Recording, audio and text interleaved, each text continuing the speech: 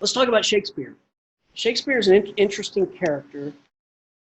He was an actor, and his father had some success and then fell from grace, probably because Catholicism and all. One interesting thing about Shakespeare is it's pretty much, you can't pin him down for any one religion. You can't pin him down for any one political persuasion. He deals with more ethereal, more important type of stuff, I would think. All right, so he married Anne Hathaway. He's from a place called Stratford-on-Avon. He married Anne Hathaway. She was 26 and he was 18. They had a daughter 6 months later. Oh, I get it. So she was, yeah, so she was 3 months pregnant when they got married. Might explain something. You know, in his will, he left everything to his daughter, Susanna. And to his wife, he left his second favorite bed, and that's it. They must not have gone on very well there at the end. But anyway, he didn't go to college. He has a grammar school education. Yeah. It's interesting. The genius of all times, I think. I think he's probably the best writer. I mean, he's spectacular. Spectacular. And how can that be with a grammar school education? Well, I don't know. But if you think of it like this, he spent his life studying audiences, studying words, studying plots, enacting plots.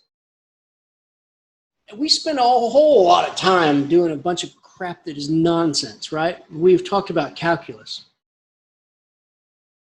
Probably won't be using that too much unless you're an engineer, and even then you have computers for that. We spend a whole lot of time doing a whole bunch of stuff. We work at Starbucks. We do this, that, and the other thing, you know. He spent his world, his time, his everything on word art. And so it's not so far-fetched. Yes, he never went to Italy, and yet he wrote Romeo and Juliet. He wrote The Merchant of Venice. But there is something to be said for imagination, and there you go. A lot of these sonnets were written during the plague years, so they shut down the theaters. And then, one thing about Shakespeare is he straddles both the Elizabethan era and the Jacobean era. So he was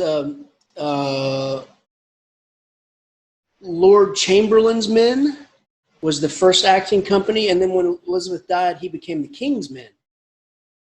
And that is King James. And they would actually go to court and perform at court for the king. So they were the King's Men. Okay. His plays and his sonnets, they unfold as did his life. The early ones are comical and farcical and funny and silly and goofy, and then they evolve into tragedy, and then they evolve into darkness. Like, man, King Lear is the darkest thing I've ever read in my life. And it's delicious because it's so dark. Oh my gosh. It's so dark. There's a jester, an all-certified jester, and a king. And the king gives up he divides his kingdom between his 3 daughters while he's still alive. And they end up plucking out his eyes, and you know, he becomes a blind man wandering the country with his jester. It is dark, dark, dark, but oh my gosh, just the richness of it is wonderful. But this is what it's like, his life. It tracks his life in that way. Only 18 of his plays were published during his lifetime. They were published in what's called quartos, and a quarto is a big sheet of paper that's folded and then folded again to make quarters. So it's a quarto. And that was a cheap way of publishing. You know, he was not interested, which is, I don't understand it. There's so many anomalies with him. He was not interested in preserving his work. I think he literally wanted to make money in the theater with it. They didn't have that sight of like, oh yeah, I can put it in a book and then make money that way. I don't think so. In fact, the sonnets, they were circulated in manuscript form among his closest friends, and that's it. Until 1604, when a publisher in London put them all together and published them, probably without Shakespeare's blessing. So the richness of his language is just overwhelming. The puns, double meanings, double entendres. It spans the course of all disciplines: philosophy, astronomy, religion, everything. Anachronisms they abound within his work.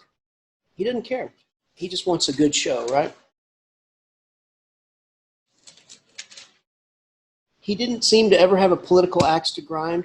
He didn't have a religious axe to grind, but he talked about larger issues. Now, how about these sonnets? And back on the the playwrights of his time could become part owners of the playhouse, and if you did that, then you can make some money. And finally, he did make money, and he became a gentleman. He had his coat of arms made and whatnot. Okay, how about these sonnets, though? Well, the sonnets are 154 poems. They're love poems in name, but they're about a whole range of subjects. No one really knows, because like I said, they were circulated among his closest friends. No one knows to whom they are addressed, but there's a pretty specific, pretty well agreed upon idea that the first 126 of them are addressed to a young man. Wait, what? Yeah, a young man, which flies in the face of all the norms of his time period. I think we talked about this. You could not be gay. You can be a lot of things, but you can't be gay in Elizabethan or Jacobean England. You couldn't be gay in Second World War England. They chemically castrated Alan Turing for being gay, and he won the Second World War for us. So they sentenced Oscar Wilde to 2 years hard labor for being gay. Oscar Wilde killed him. I mean, he survived it, but just barely, and then he died soon after for being gay. So this is the one thing. Why do I keep saying Hamlet? Macbeth, not Macbeth. Byron and Shelley. Byron was of the court. Shelley was really not, but he hung out with Byron. Well, there was a lot of homoeroticism, at least, and maybe homosexual tendencies with them. That's the one thing they could not get away with at court or in England. They just couldn't get away with it. So they had to go to Italy. You can't be gay in England. Well, here's Shakespeare. He comes out and he addresses these sonnets on page 723. He addresses them to the only begetter of these ensuing sonnets, to Mr. W.H. We don't know who that is. There's theories and whatnot, but who knows? Now, that's the first 126 of them. From the 127 to 154, they're addressed to the Dark Lady. And the Dark Lady is either a black woman or a dark-complected woman or a woman with dark hair or black hair or brown hair. And because he's a punster, it's also a dark woman, a dark soul, a dark person. He seems to be in love with her, but he seems to be ashamed of his love for her. She's dangerous in some way. She hurts him. His love for her hurts him in some way. He's in anguish over it. Interesting. These sonnets, most people agree, they were probably written over a 20-year span, you know? Some of the language agrees with his earlier plays, the language in his earlier plays. Some of the language agrees with his latter. So the scholars are all up into this stuff, you know.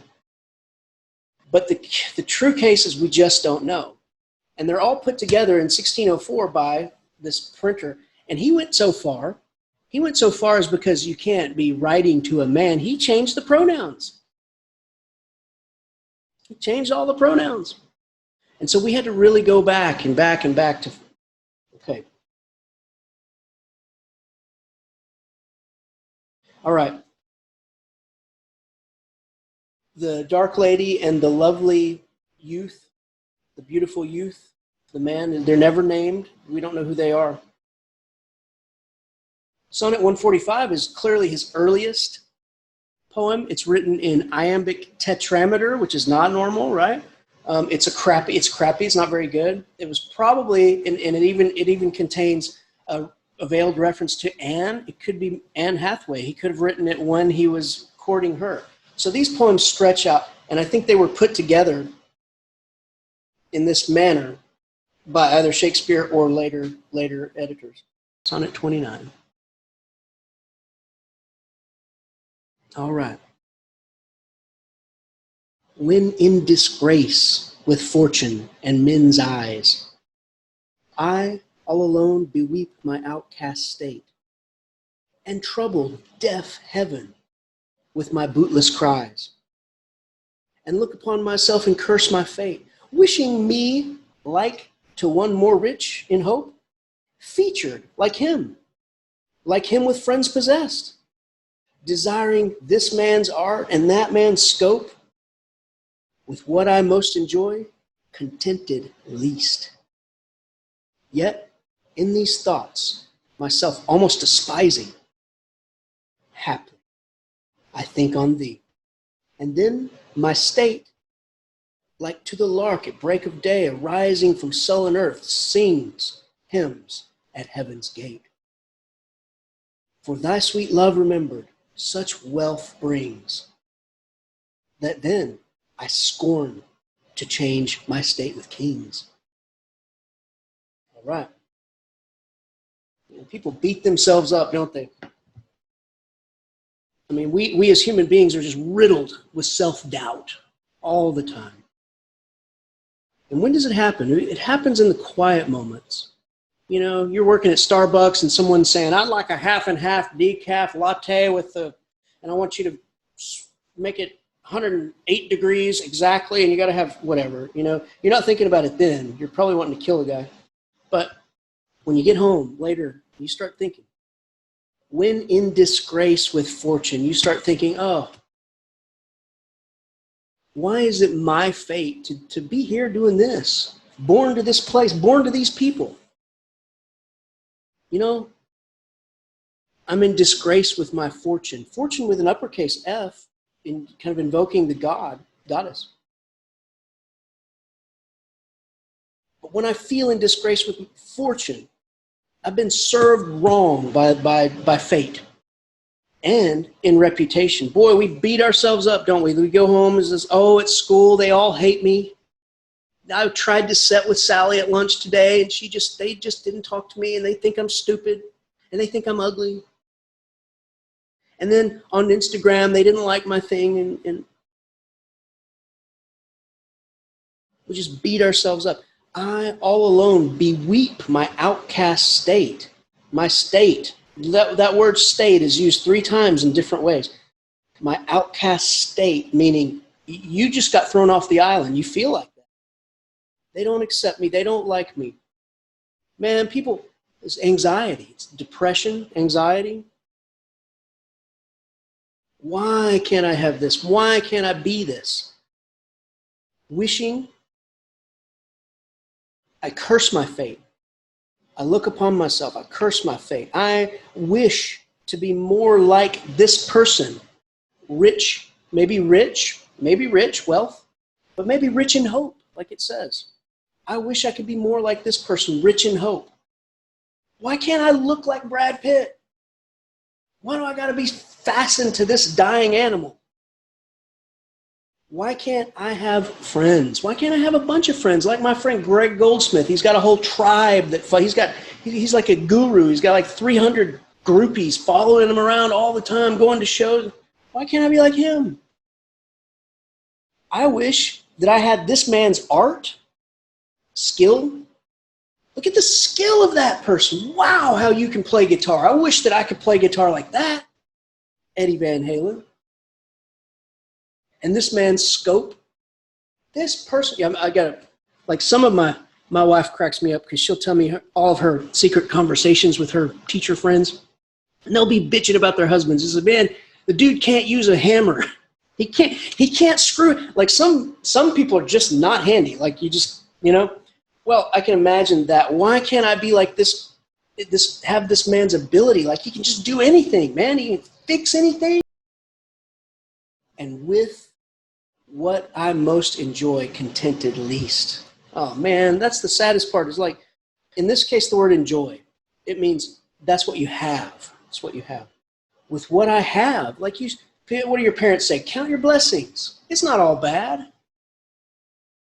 Young women look in the mirror and they're 70 pounds and they think fat.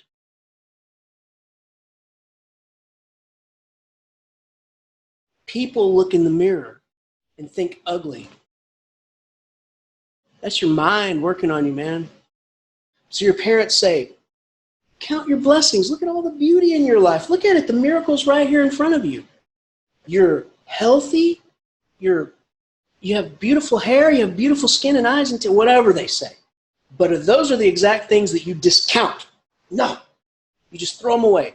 Then none of that matters because you don't have this man's art, this man's scope. Your fate is cursed. Sally didn't sit with me today. I said something to Bill, and Bill, he thought I meant this, but I didn't mean that at all. He thought I was saying that he thought I was insulting him, but I wasn't insulting him. I was trying to be nice, but he thought it. And now they all hate me because then he told Joe, and then Joe, and then they don't talk to me.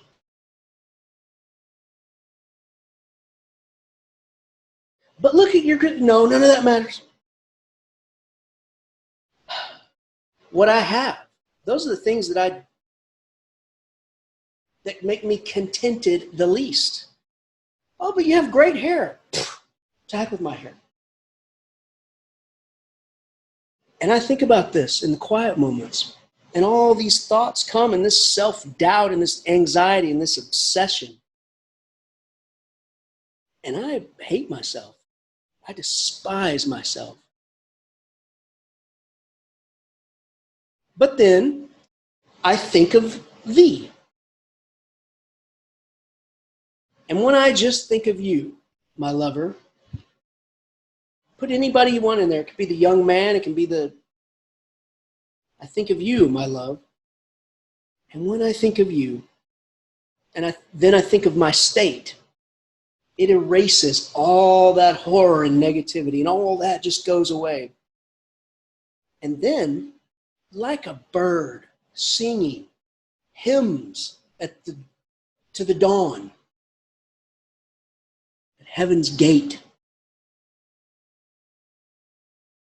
thy sweet love, the love that you gave me, that I reciprocated to you, brings such wealth that then I scorn to change my state with kings. Wow. So let's take it. I mean, how are we going to do it? Is it better to have loved and lost than never to have loved at all? Yeah, because I think like this. You can take it in a couple of different ways, but I think like this. Once you feel love, real love, and someone reciprocates that for you, it's a feeling like nothing else in the universe. It's the most beautiful thing you'll ever witness. I promise you. And I think it's one of the seminal emotions that we're meant to feel as human beings. Any measure of it, this much, that much, it's worth the trip. It's worth the trip. All your relationships are going to end in heartbreak, maybe except one, right? They all will, except one, maybe. And even that one will, because she'll die, he'll die, you'll die, something. Everything is for a brief moment, and that's what makes it special. But to remember it, to look back on it, it's like we had that love, we had that moment together. And history can't be changed. I can't just desire the Second World War to go away. It happened. It will always have happened. I can't change it. Just like our love. And so here I am, beating myself to death. I did this and they hate me and all that. And then I remember the love that we shared. And that just washes it all away. It's kind of like in Casablanca. We'll always have Paris. We'll always have Paris. Now you can look at this word state. It's used in a kind of a pun there. The state meaning these in the last line, the state is the state that the king rules over, but the state is your state that you're in right now. All right, let's go with 30. Let's go Sonnet 30 then. When to the sessions of sweet silent thought, I summon up remembrances of things past. I sigh the lack of many a thing I sought, and with old woes new wail my dear time's waste. Then can I drown an eye unused to flow for precious friends hid in death's dateless night, and weep afresh love's long since cancelled woe, and moan the expense of many a vanished sight. Then can I grieve at grievances foregone, and heavily from woe to woe tell o'er the sad account of fore-bemoaned moan, which I knew pay as if not paid before. But if the while I think on thee, dear friend, all losses are restored and sorrows end. Wow. Okay. Now, whereas the way I saw Sonnet 29 is whereas Sonnet 29 is a positive thing. You think back on these relationships and say, yeah, but for a brief moment the sun shined. Like this was true love, and and I felt it and I was there, and that's a positive thing. Well, now we move to 30 and it becomes the other way. It's like anxiety, and not only anxiety, regrets. If you want to do something, do it. Do it today. Do it now. There's no reason not to. So what is regret? It's something you didn't try. I always say it's the girls you didn't try to kiss. And that's a dumb way of saying it. But maybe you want to be in art. Maybe you want to be an artist. Maybe you want to see Paris. Maybe you want to learn to ride a motorcycle. Maybe you want to learn archery. I'm making all this up. Maybe you want to write a novel. Maybe. It's not going to hurt you to try and fail. That way comes perspective and wisdom, but not to try it at all. That's what you'll wake up screaming in the nighttime about when you're older. So when to the sessions of sweet silent thought I summon up, hear all those S's. So that's like, it's called sibilance. If it's S's, it's alliteration, but it's sibilance. You remember, like when you're alone, pretend you're alone and it's all dark, and the only thing you really hear is your breathing. So you hear those S's? And maybe if you get anxious, you start breathing a little heavier, and you hear those S's. When to the sessions of sweet silent thought I summon up remembrances of things past. So that's good alliteration. And then I love this line right here. Because so I summon, it's the sessions has this connotation of being in court. I hold court and bring forth my life and bring forth all the things before me. I summon up how well I did this time and what happened here and what happened there. And they all appear before the judge. And I sigh, more S's, at the lack of many things I sought. Oh, well, I never learned to ride a motorcycle.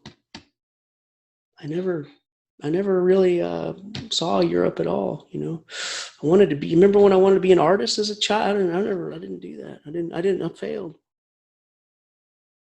Many thing I sought, and with old woes, new wail, my dear time's waste. Now look, if you scan this, it's hard to make that iambic. I think they're spondies. Old woes, new wail. See that? So he uses syntax, very intricate syntax, to show the pain of it. It's like almost like you are old woes, new wail. Feel the consternation and the anxiety, just with old woes, new wail, my dear time's waste. Man, I always say it, time is the fire in which we burn, right? Right out of Star Trek. And we just have a little bit, and it goes so quickly. You guys, in my mind, I'm 18. I don't feel whatever age I am. It goes so quickly. It goes so quickly. You have no idea how quickly it goes. It's precious. Time is precious. Precious. I wail and woe about how I wasted it. And then these eyes that never cry, they flow and drown in tears. For the precious friends that are now dead in death's dateless night, like a metaphor, death has a night that is dateless and endless. And weep afresh love's long since canceled woe. So like, you ever maybe broke your arm, and maybe you accidentally hit where it's broken on something. That hurts worse, right? Because it's like a secondary injury, right?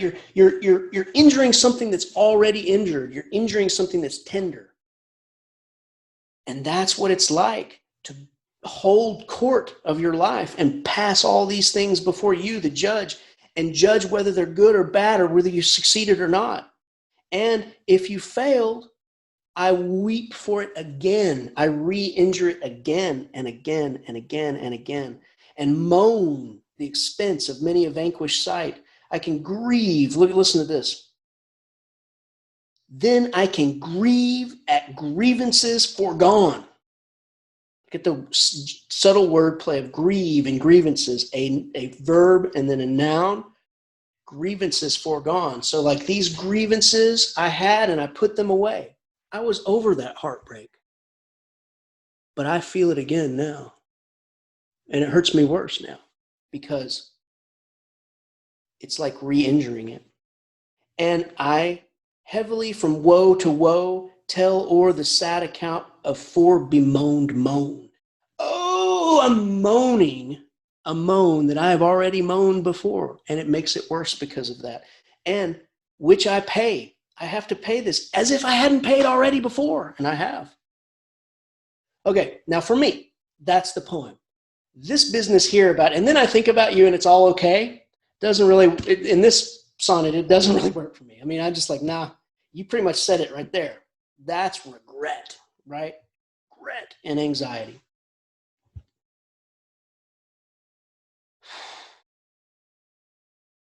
So I think if we take any wisdom from it, and we can, I think we can, you should take this idea that today's the only day. Carpe diem. Yesterday is a dream. Tomorrow's a lie. When the silence comes, that's when this thing starts working, and that can be a bad thing. But I think that you just have to avoid two things. The first one is catastrophic thinking. It's like, oh, but they don't like me at school, like and then this happened, and then this, and that, and then that, right? That's it's this Chicken Little, the sky's gonna fall. Oh my gosh, it's all catastrophic thinking. Oh, I feel a little palpitation in my heart. I'm dying. Oh God, I'm dying. Probably not. Probably just dehydrated, maybe. And the second thing is just to embrace the fact that you can't change the past. It's just going to be what it is, and you have to forgive yourself. I think just forgive yourself. Let's go with 27. Okay. Weary with toil, I haste me to my bed. The dear repose for limbs, with travel tired. But then begins a journey in my head. To work my mind when body's work expired. For then my thoughts, from far where I abide, intend a zealous pilgrimage to thee, and keep my drooping eyelids open wide, looking on darkness which the blind do see, save that my soul's imaginary sight presents thy shadow to my sightless view, which, like a jewel hung in ghastly night, makes black night beauteous, and her old face new. Lo, thus by day my limbs, by night my mind, for thee and for myself, no quiet find. Oh man. So the idea of a bed is you go there to relax, to fall asleep, to rejuvenate yourself, to recharge yourself. But there's a paradox, isn't there? Because if you're like me, that's when you start thinking. And that's when all of it comes, you know. And if you're like me, you start to have, it infects your dreams. And then your dreams become work or horrible in some way or arduous. And then if you're like me, you wake up more tired than you were when you went to sleep.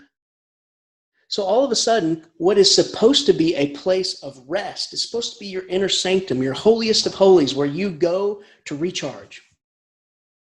It becomes a place of horror and work and anxiety. That's a paradox, right? So how do you write a poem about that paradox? How about by using paradoxes? Okay. Blind do see. Darkness blind do see. First of all, you can't see darkness, I don't think. And blind people don't see, but do they see dark? Oh, I don't know. It's a paradox, right? Sightless view, paradox. Okay. Old face new, paradox. I get it. Pretty cool, huh? Soul's imaginary sight, kind of a paradox. But let's go through it. I'm tired, I'm tired. I want to go lay in bed and just relax. That's where I repose for my limbs, for my body, from travel tired. Little alliteration there. But then begins a journey in my head. Dreams. Now, it's I think he wants to kind of be talking about dreams, but then he says, which keep my drooping eyelids open wide. So it's, but I think it works either way. I think you could take it into the dream category, I don't know about you guys, but I have some crazy dreams. Like I wake up and I think to myself, how did your mind create like all of that and all those characters and all that stuff,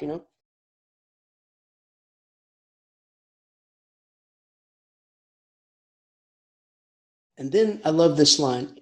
For then my thoughts from far where I abide intend a zealous pilgrimage to thee.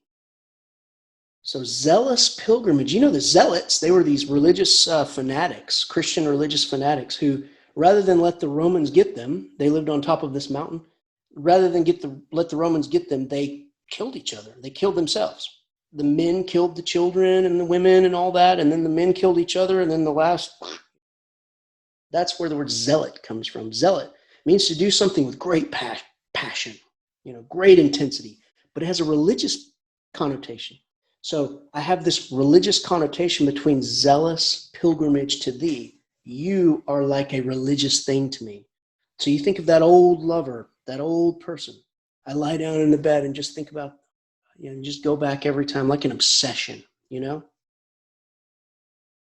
then my eyes, I can't go to sleep because now I'm thinking about that. Looking on darkness, which the blind do see. Okay? Save for my soul's imaginary sight, presents thy shadow to my sightless view.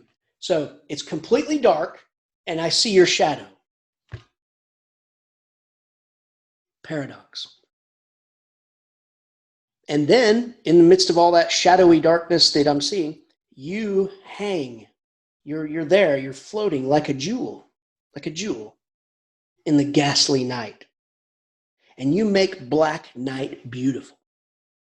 And the face that I see on you, it makes your old face new. And so therefore, for both you and me, because you're playing a part in all this, neither one of us get any sleep.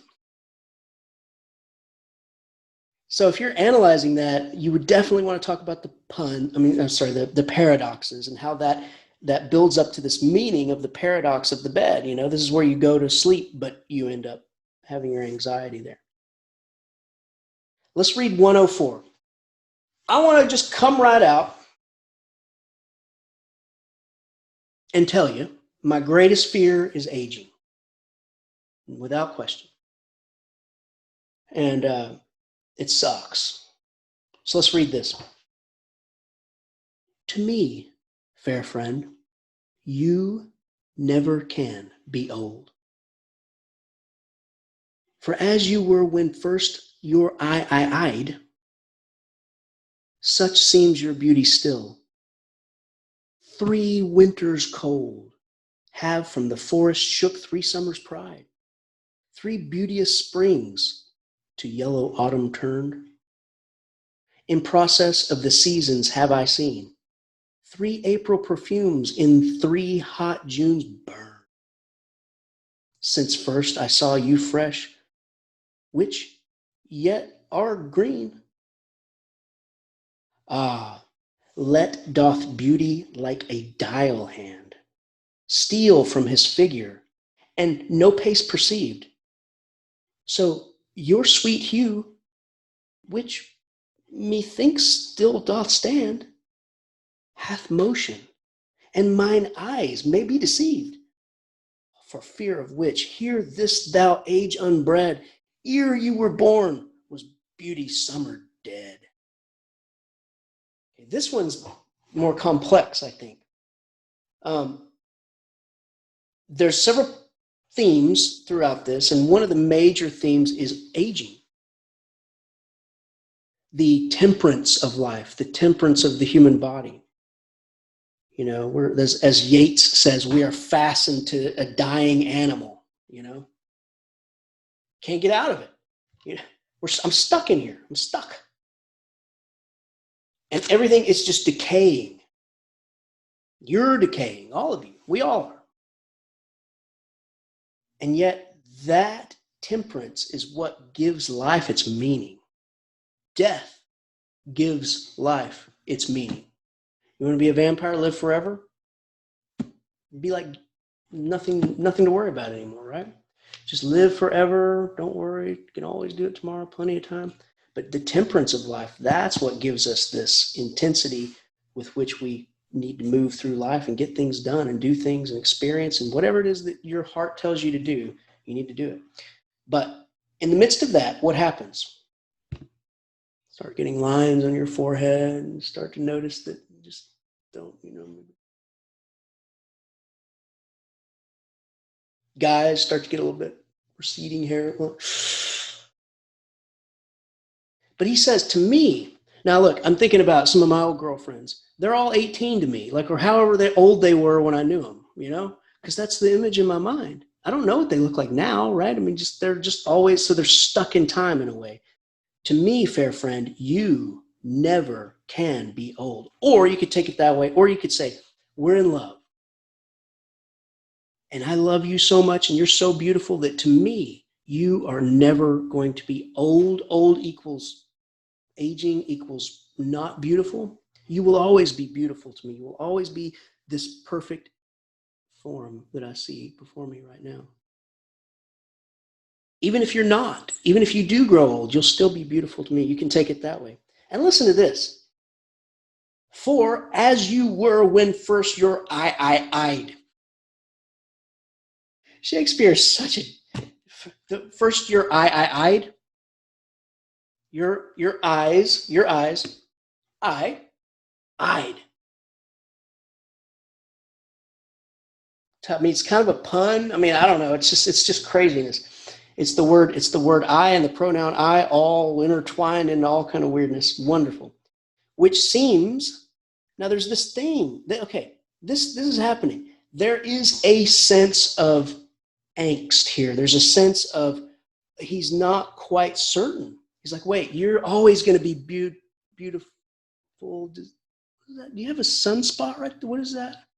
You're always going to be, you do look a little, did you gain a little weight? I mean, how about that? Maybe some, right? So it's like he wants her to be beautiful forever, but his greatest fear is aging. And if I perceive it in you, then, oh no, maybe I am too.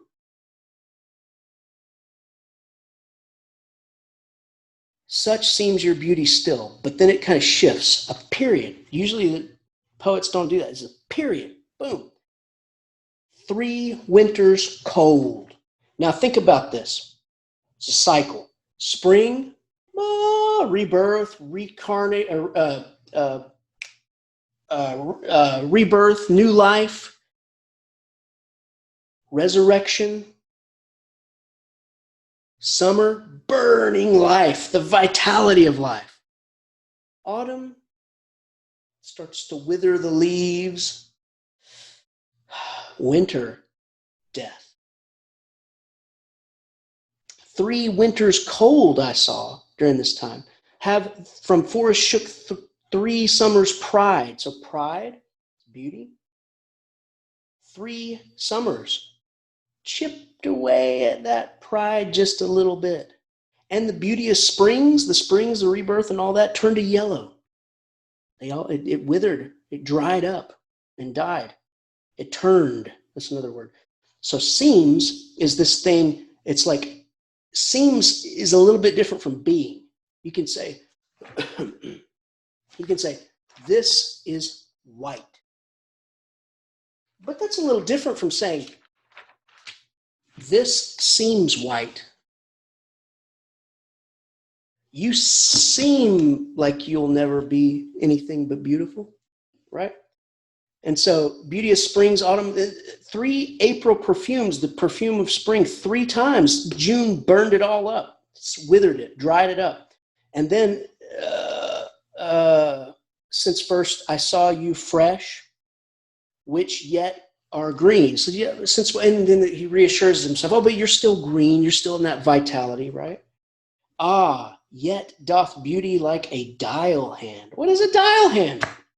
Well, it's a sundial. It's a sundial. Oh, I have a wand. Look at that. Okay. It's a sundial. Sits like that, and the shadow falls on it, and you tell time. It counts time. But it's also a hand. So it's personification, but it could also be a clock hand. In Elizabethan times, they had the clocks generally just had an hour hand. So, an hour hand, you're like looking at it and going, I know it's moving, but I can't really tell. Oh, I think didn't see it. You're trying to watch it move. Yet doth beauty like a dial hand steal from his figure and no pace perceived. Figure is a pun. This is your figure. Time is ravishing your figure at all times. You're decaying and dying. And yet I look at you and I can't really perceive it happening, but it seems to maybe be, figure used in 2 senses. Also, the figure, a clock has figures around it. So used in 3 senses, right? Steal from his figure and no pace perceived. I don't see it moving. I can't see it moving. So your sweet hue, your color, which methinks still doth stand. Stand is kind of a pun for it's standing still like the clock and like you, or like maybe you, but also stand like it did before. It stands the same as I found it, you know. Hath motion. Whoa. Says, wait, your sweet hue hath motion. The color that you are, I perceive a change in it. And mine eye may be deceived. So what started with you can never be old, changed to my eyes might be deceived. And then the big nuclear explosion is, for fear of which, I fear aging so much. I fear it. For fear of which, hear this, thou age unbred. All of you who have not been born yet, in future forever, hear this. Before you were born, beauty's summer was dead. That line is perplexing. And like even scholars kind of like, what? You know, but it just, I think the way I see it is that he's trying to reassure himself. Summer died. Summer's coming after you to make you old, as the metaphor goes. Summer died before you ever got here. So I'm reassuring myself, you, and by extension me, you will never be old. You'll live forever. What do you think about that, guys? It's a hell of a deal.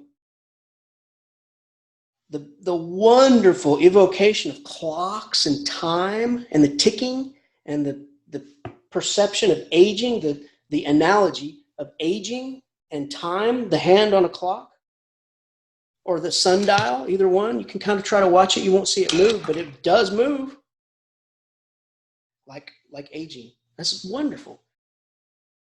Any thoughts? And just in that one, now here's an example. I want you to write your essay about something of literary value like this, because this is just rich with devices to analyze.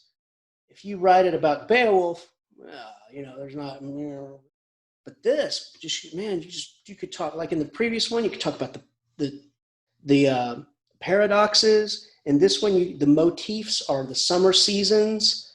And then colors, there's so many colors, the yellow, the hue of youth, the green of summer, and that corresponds to youth. Now I'm going to tell you something briefly, and I hate to run out of time. But this is one of those crazy poems that it's called a date poem. So the idea during Elizabethan time was that the perfect amount of time to date is 3 years. Okay. So we have 3 winters cold, 3 seasons, 3. Fine.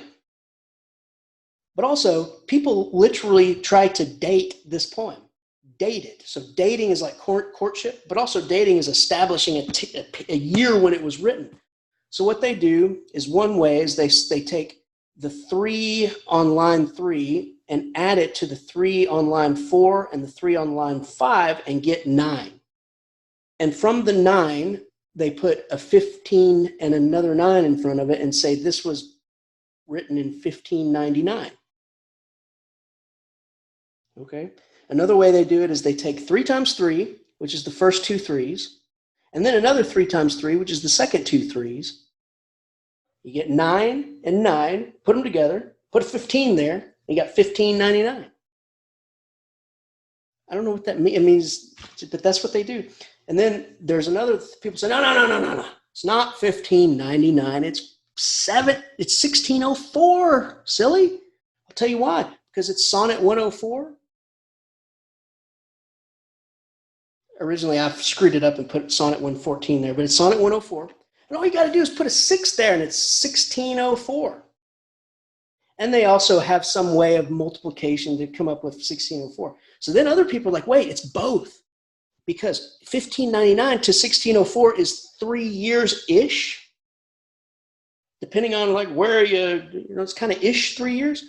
Maybe this is biographical, and maybe Shakespeare was having an affair with somebody during this time, and it's from 1599 to 1604.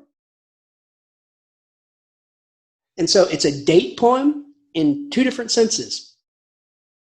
Courtship for 3 years, and also let's date it. Check this out. So now I have confessed that he is thine. And I myself am mortgaged to thy will. Myself I'll forfeit, so that other mine thou wilt restore to be my comfort still. But thou wilt not, nor he will not be free. For thou art covetous, and he is kind. He learned, but surety-like, to write for me, under that bond that him as fast doth bid, that bind. The statue of thy beauty thou wilt take, thou usurer, that puttest forth all to use, and sue a friend came debtor for my sake, so him I lose through my unkind abuse. Him have I lost, thou hast both him and me. He pays the whole, yet I am not free. Okay, there are 2 men and 1 woman. Now look at this. This is from the Dark Lady Sonnets. This is some sort of a love triangle. This is, the way I see so many relationships turn toxic, and yet people stay in those relationships as almost a self-abuse. They stay in those relationships. Why? Because it's comfortable. Even though it's horrible, it's comfortable. And sometimes you have old boyfriends, girlfriends that you just can't get away from. You may hate them, but you still go there and you still hook up. You still see each other. Why? Because it's what we know. It's toxic. It's like toxic friend, toxic lover. So that's kind of what I see here. Look at this. So now I confess, you're with him. You're with him. Fine. And I, my space self, he still owns himself. He still has some sort of, because myself is one word, right? He still has some sort of agency. But I, myself, I own myself, but yet I'm mortgaged to thy will. A mortgage is a loan on a house. And it's the thing that most people straddle with for their whole existence. The day you pay off your mortgage is like, and then you die. So I'm mortgaged to thy will. I am in debt to your will, Dark Lady. Myself, I'll forfeit. Okay, you have him. Go ahead. I'm done. I'm out. I will forfeit. So that other mine thou will restore to be my comfort still. You'll restore me my freedom. You will let me go. You will let me go. You guys, I don't know how many relationships you've been in, but they do get like that. It's like you just want to be free of each other, but you just can't seem to do it. You always getting back together, having a big blow up, big breakup, getting back together, having big fight, get back together. You know it's toxic, get back together. It's like being a slave to someone. It's like being in debt to them. It's like being mortgaged to them. I will restore to be comfort still, but thou will not. You won't let me. You will not let me be free, nor will he. Because you are covetous. You desire. You have great impassioned desires. And he's kind. He learned, but surety like. A surety is like a bond. Notice all of the banking and finance words and images here. Surety like, to write for me. It's like writing a bond, writing a check almost. He learned to write for me. By being with you, he learned to write for me to pay my debt to you so that I can be free. Under that bond that him as fast doth bind, he is under your bond now. Let him be the one in debt to you. The statue of thy beauty thou wilt take. Thou usurer. A usurer is a A lender who charges exorbitant loan shark type of interest, crippling interest. That's a usurer. Thou usurer, that puttest forth all to use. Oh, another pun. A double entendre, a punish thing, I don't know. Using the word use in two different senses there. And sue a friend, came debtor for my sake. This guy came and took you over. He became your debtor for my sake. Yet, I lose him because I can't be his friend anymore. Yet, I should be free now. He paid my debt. And yet, you suck me back in every time. I'm not free. Any thoughts about that one?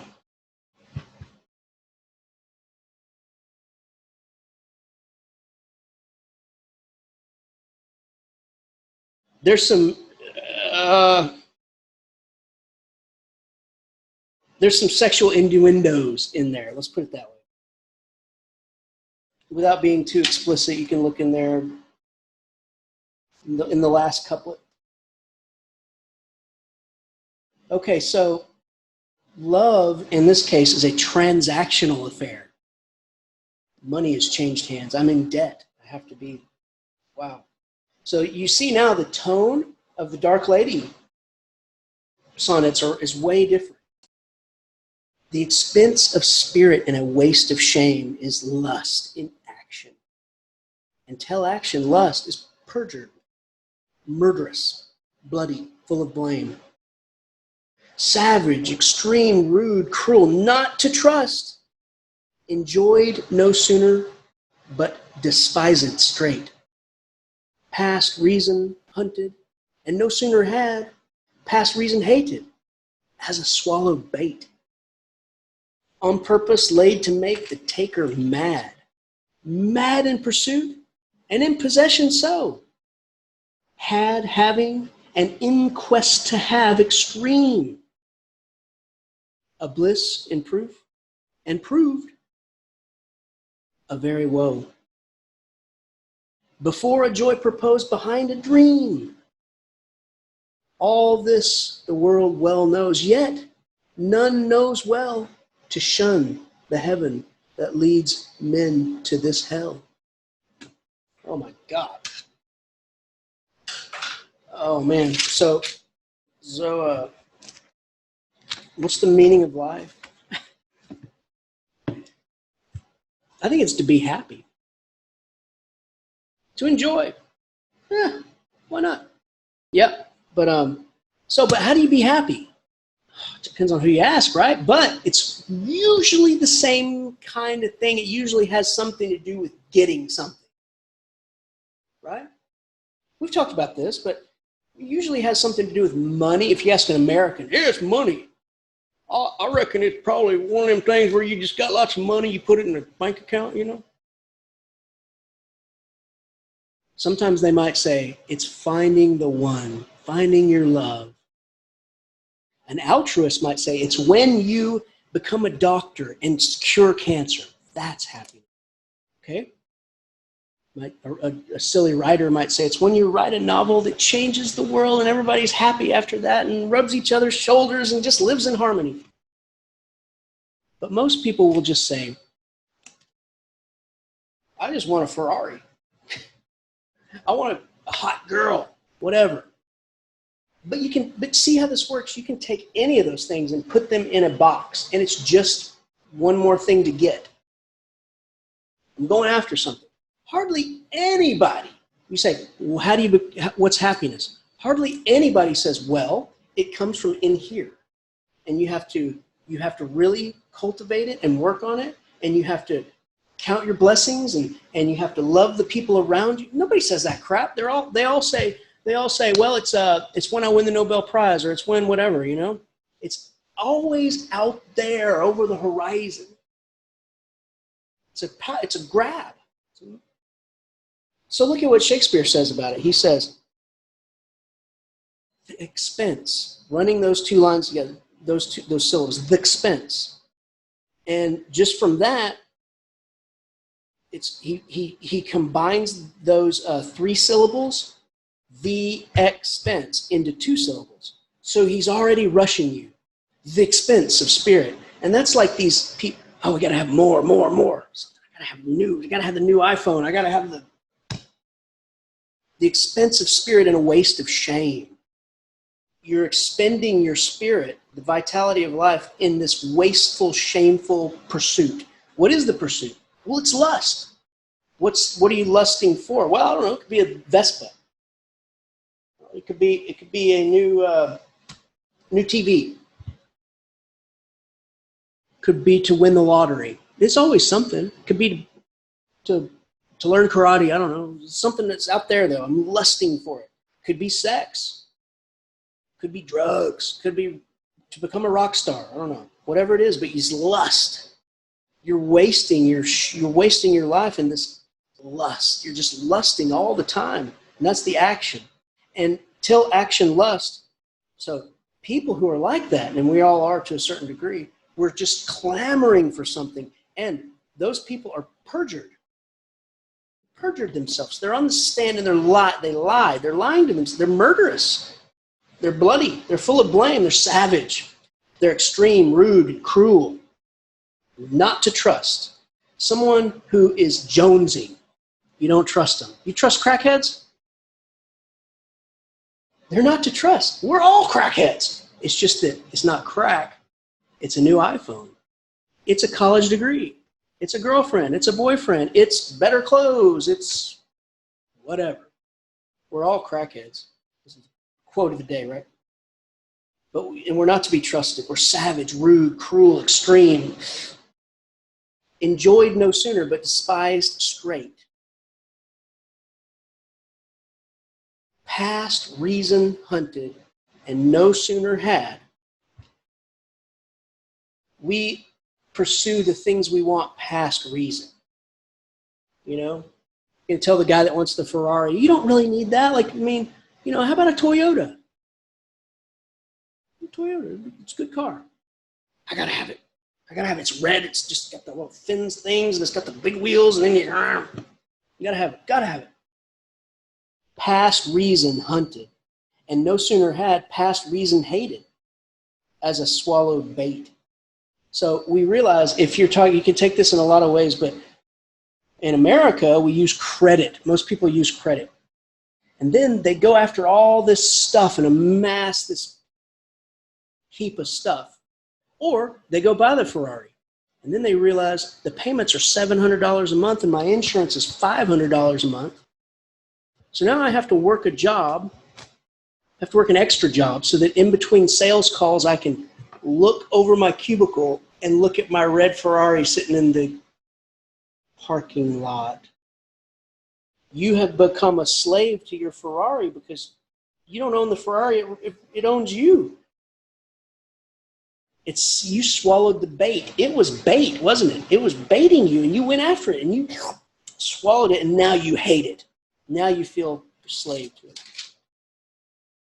Mad in pursuit. Why are you guys leaving? Is it time? I went over? No, I didn't go over. I got time. Okay. Mad in pursuit and in possession so. So it's like this. Box, present, Christmas. When you open that last Christmas present, you got everything you wanted. You got stuff you didn't know you wanted. But you open the last one and there's a sense of dread, a sense of longing, a sense of loss. It's like, oh, no more. Sometimes getting what you want is the worst thing that can happen because there's nothing left to want. There's nothing left to be, nothing left to dream. And that, I think, is why rich people kill themselves more than poor people. You look at the nations with the absolute lowest suicide rates. It's places like Chad, places like just the most poor. Well, if you're struggling to survive every day, you don't really think about, like, you know what I'd like to do today? But if you're Kate Spade, you're a billionaire. You have all the success that you could ever dream of. You have climbed all the mountains. And here's the cruelest part of life. It's called the law of diminishing returns. Each time you open a new present and the Jack in the Box pops out, your new girlfriend, your new car, whatever, the satisfaction and happiness that you feel abates just a little bit. The law of diminishing returns, the returns that you realize, the more times you get what you want, just becomes smaller and smaller and smaller until in the end, you've climbed all the mountains. You're on the top and you look around and there's nothing left to want. And it goes with the old Chinese proverb that says, if you want to destroy your enemy, wish that all their dreams will come true. Mad in pursuit. We're mad in pursuit, but mad in possession too. I got it. I'm not happy. I'm not happy. I'm not happy. Had, having, and in quest to have extreme. The whole thing is extreme. A bliss in proof, and proved a very woe. So you dream it as a bliss, and then when you get it, it becomes a woe. Before a joy proposed behind a dream. I can't be happy because I traveled the world because I'm done. That's past. I got to do it again. All this the world well knows. We all know this. Everyone instinctively knows this. We know this. We don't care. All this the world well knows, yet none knows well. To shun the heaven that leads men to this hell. I mean, it's like the horse and the carrot. We know it's a bait. It's bait. We know it. We know happiness won't come. We know that new thing is not going to. We do it anyway. No one knows well enough to say, stop. And for me, I would say even the Buddhists who endeavor to break the cycle by deciding not to want anything anymore. To me, that's a circular want. That's another desire. I desire not to desire. It's an endless desire. It's the same thing. Mad clamoring not to desire.